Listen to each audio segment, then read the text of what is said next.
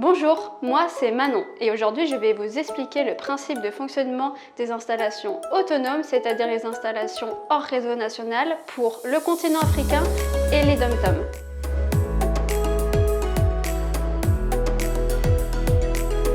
Les installations autonomes sur le continent africain ou dans les dom-toms permettent d'apporter de l'énergie là où il n'y en a pas habituellement ou de faire face aux coupures réseau. Le principe de fonctionnement d'une installation autonome est très simple. Vous allez avoir des panneaux solaires qui vont permettre de venir recharger un parc batterie à l'aide du régulateur de charge solaire. Les batteries vont permettre de venir stocker de l'énergie afin d'alimenter vos appareils par jour de mauvais temps ou pendant la nuit par exemple. Ensuite, si vous avez des appareils en 230 volts par exemple, comme on a chez nous à la maison en France, vous allez avoir besoin d'un convertisseur qui va permettre de convertir le courant des batteries en courant adéquat pour alimenter tous vos appareils domestiques. En théorie, c'est tout simple. La grosse particularité des installations autonomes, c'est que vous êtes dépendant du soleil pour votre production énergétique.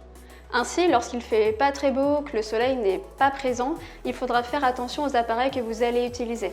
Si vous souhaitez garder le confort du réseau national et de ne pas trop changer vos habitudes de vie, je vous encourage plutôt à aller voir les vidéos sur l'autoconsommation. Vous trouverez les liens juste ici. Mes collègues vous expliqueront le principe de ce type d'installation. Si vous avez toujours le projet de devenir autonome énergétiquement, nous vous conseillons d'avoir plusieurs sources d'énergie différentes. D'avoir d'une part votre installation solaire, mais aussi par exemple d'avoir un groupe électrogène afin de venir recharger votre parc batterie ou tout simplement de venir alimenter des appareils très énergivores. Par exemple, le chauffage électrique, c'est extrêmement énergivore au sein d'une habitation. C'est pour cela qu'on va généralement vous conseiller de vous orienter plutôt vers une solution de chauffage à bois. On continue avec les appareils énergivores. Par exemple, pour le continent africain ou les dom-toms, on va souvent nous demander l'alimentation des climatisations. Alors oui, en soi, c'est possible, c'est juste que ça va nécessiter une très grosse installation qui va être très onéreuse.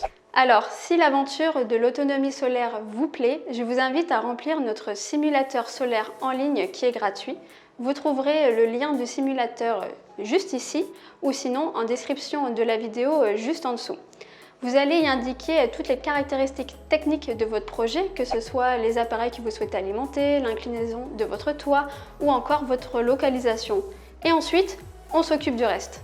Lorsque vous allez compléter le formulaire, en fonction des appareils ajoutés, les cases peuvent devenir rouges.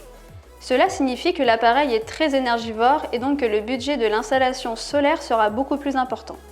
Par exemple, une climatisation est un appareil qui consomme beaucoup d'énergie. Et pour l'alimenter, le convertisseur devra être très puissant. On vous conseillera de le mettre soit sur groupe électrogène ou sinon de l'enlever de votre liste de consommateurs. À la fin de la liste de vos appareils, vous aurez accès en direct à votre consommation énergétique totale sur une journée. Ainsi, ça va vous permettre d'avoir une idée de votre consommation globale.